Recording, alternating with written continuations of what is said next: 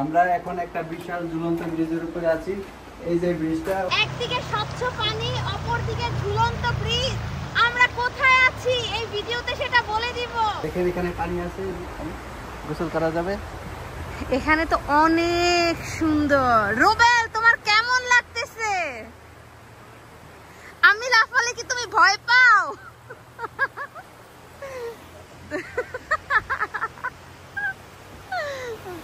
এখানে এই যে দেখা যাচ্ছে ওরাই করছে। হ্যাঁ, সেটা বসে আমার গ্রিলিয়াতা কোয়াতিনি।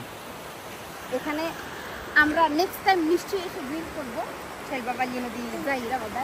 এখানে পাহাড় একদিকে, এদিকে অনেক সুন্দর, মানে সুন্দর বলতে আই থিঙ্ক, জানি না দেখা যায় কিনা। পানিটা যে এতটা স্বচ্ছ, এতটা নীল, তুমি আমাকে না তুলবে, তুমি কেন পানি তোলো? পানি কি আমার থেকে বেশি সুন্দর? চলো, এখান থেকে আমরা একটা গুহার ভিতর থেকে এই ঝুলন্ত ব্রিজে এসেছি এবং এতই ভালো লাগতেছে যে রুবেল অলরেডি আমার ক্যামেরার মাঝখানে দাঁড়িয়ে দাঁড়িয়ে ভিডিও করতেছে। পানির স্রোত কিন্তু অনেক বেশি এখানে, veramente corrente dell'acqua অনেক। কুইন্দি এভাবে না যে মানে এপার থেকে ওপার এভাবে যাওয়া যাবে না, কিন্তু এক একটা ওই যে ওখানে কিছু aqua stagnata আছে যেখানে স্রোতটা খুব কম এবং ওখানে গোসল করা যাবে। এখানে দেখাই যাচ্ছে যে ওরা চলে এসেছে গোসল করতে। এই জায়গায় ওরা মাছ ধরার চেষ্টা করতেছে। এখন আমরা এখান দিয়ে নিচে যাওয়ার জন্য ট্রাই করবো।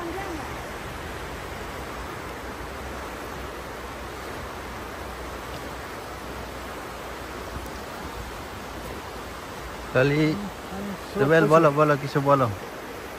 না, কি বলবো আর, এত সুন্দর পরিবেশ, প্রাকৃতিক দৃশ্য দেখে আমরা মুগ্ধ।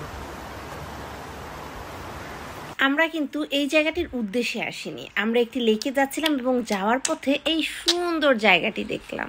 দেখতেই পাচ্ছেন মানুষ খুব কম, সো তেমন একটি পরিচিত জায়গা না, কিন্তু জায়গাটি খুবই সুন্দর। আমরা এখন ব্রিজের শেষে চলে এসেছি। ব্রিজের এখান থেকে আমরা নিচে যাব কিভাবে সেটা দেখে নিচ্ছি। ঝোলে কিন্তু কোথায় দাঁড়াই, ওইখান থেকে একটু চলে যাই।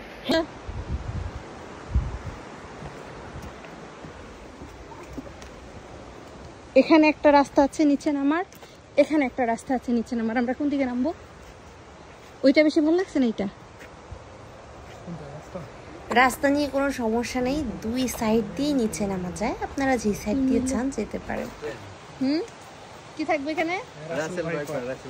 রাসেল ভাইপার কোথায় থাকবে?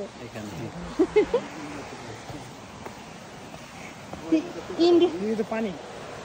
ও আচ্ছা, ও না না, এখান দিয়ে যা, তাহলে ওই জায়গা দিয়ে যেতে হবে। এই যে এখান দিয়ে যখন পানি খুব কম থাকে, আরে ভাইপার নাই এখানে। এখানে যখন পানি খুব কম থাকে তখন এই যে এই জায়গা দিয়েও নামা যায়।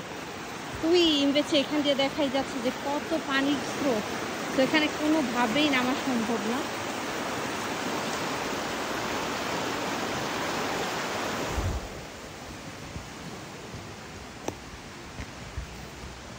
সেলফি। এখানে ঝুলন্ত ব্রিজ, পানি, পাথর এইসবের পাশাপাশি চারিদিকে ঘেরাও করে থাকে হচ্ছে পাহাড়। আর এই সবুজের মাঝে যখন ঝর্ণাতেগুলো veramente বেলে হয়, সো ওয়েদারটা একটু ক্লিয়ার হয়, যখন পাহাড়গুলো ক্লিয়ারলি দেখা যায়, ছবিগুলো কিন্তু অনেক সুন্দর হয়।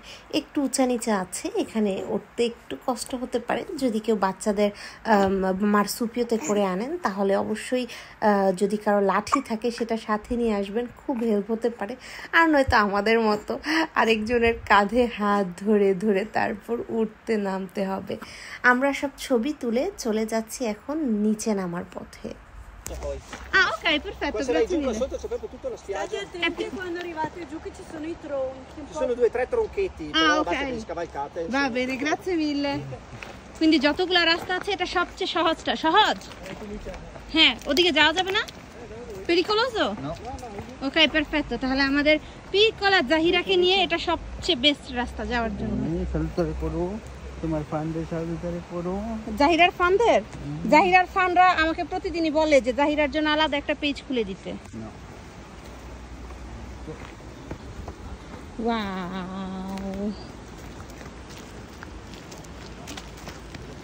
এই যে একটু আগে আমরা এখানে ছিলাম, এত সুন্দর একটা জায়গা। আমি কি পানিতে না নেমে পারি? মাননারা বাবা ফাত্ত প্রন্তি। ওইটা যাও, ওইটা ওইটা ওইটা ওইটা ওইটা মনে আছে এখান থেকে কিন্তু মানুষ নিয়ে যায় আবার। কি মানুষ নিয়ে যায়? কোথায় এখানে নিয়ে কিন্তু যায়? ওইখানে কিন্তু পিছলা আছে। ওই যে কিছুদিন আগে মারা 3 জনকে নিয়ে গেল না, এই জায়গায় না, এখান থেকে নিচে। হ্যাঁ। হ্যাঁ তুমি কি আমাকে ভয় দেখাচ্ছ? হ্যাঁ আমার পা অবশ হয়ে গেছে। মানে তুমি কি ওইখানে দাঁড়ায় ভিডিওটা করতে চাইতেছো? ওইখানে পিছলা থাকবে না?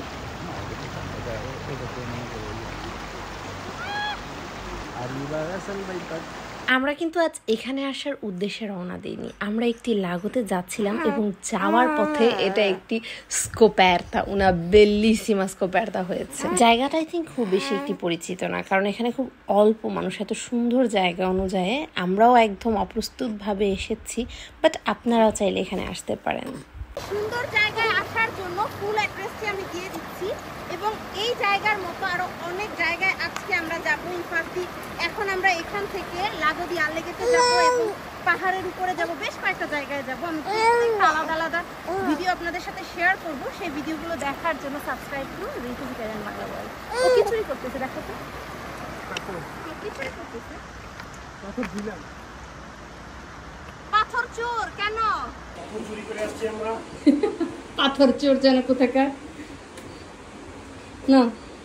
3টা চুরি করেছি। লাগো তো অনেকগুলোই আছে বা ফিউমে অনেকগুলো আছে, কিন্তু পাথরগুলো এখানের আসলে খুব সুন্দর ছিল। সো আমরা দরজা নিচে দেওয়ার জন্য, দরজা আটকানোর জন্য যেন বাড়ি না খায়, এখান থেকে আমরা বেশ কিছু পাথর নিয়েছি। নিশ্চয়ই অনেকেই প্রশ্ন করছেন এই জায়গাটি কোথায়, কিভাবে এখানে যাওয়া যায়। এটা আমরা আবার বলছি, আল্লেগেতে যাওয়ার পথে আমাদের এখানে যেতে লেগেছে বেশ 2 ঘন্টার মতো, কিন্তু আমরা জাইরাকে নিয়ে খুব আস্তে গাড়ি চালাই। এখানে আপনারা বেশ কম মেস্ত্রে থেকে 1.5 ঘন্টায় আসতে পারবেন। এই ঝুলন্ত ব্রিজটির নাম পাসেরেলা দেল পেরন। পাসেরেলা দেল পেরন। এখানে বাসে যাওয়া কোনোভাবেই পসিবল না, বা পসিবল হলে অনেক কঠিন, অনেক বাস চেঞ্জ করতে হবে। বাট গাড়িতে আসলে কিন্তু খুবই সহজ। এই যে দেখছেন পাসেরেল্লাটার বাহিরেই কিন্তু গাড়ি পার্কিং করার জায়গা আছে।